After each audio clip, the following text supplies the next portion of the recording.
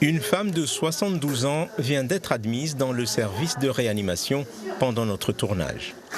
Dans la chambre d'à côté, une autre Gramoune de 73 ans comptabilise 21 jours d'hospitalisation.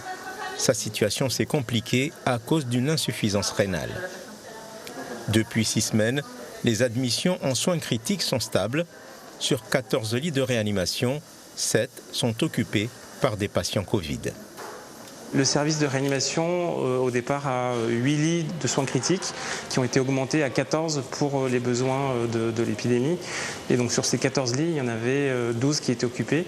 Là, on sent un petit peu moins de tension par rapport à ce qui était auparavant. La quasi-totalité des patients, c'est des patients qui sont non vaccinés, le plus souvent avec des comorbidités.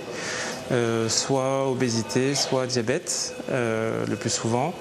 Et on a eu un seul cas jusqu'à maintenant de patients qui étaient vaccinés atteints du Covid. Avant d'entrer dans une chambre Covid, les personnels doivent bien sûr s'équiper de la tête aux pieds. C'est long pour s'habiller et c'est long pour se déshabiller parce qu'une fois qu'on sort de la chambre, la tenue est dite contaminée. Du coup, on ne peut pas l'enlever n'importe comment. On respecte un protocole pour la retirer.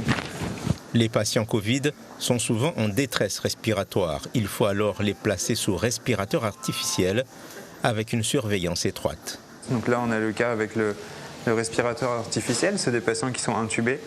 Du coup, on a des surveillances spécifiques à faire avec ça.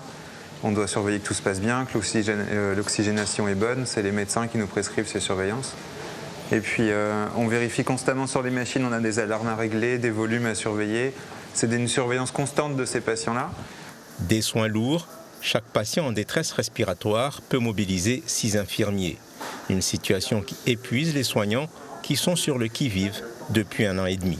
Ça demande beaucoup de travail, des heures supplémentaires, les week-ends un peu à répétition, jusqu'à 3 week-ends par mois à l'hôpital. On essaye toujours de s'adapter en fonction des fluctuations de l'épidémie et des nouveaux variants, et c'est ça qui est usant au quotidien pour tout le monde.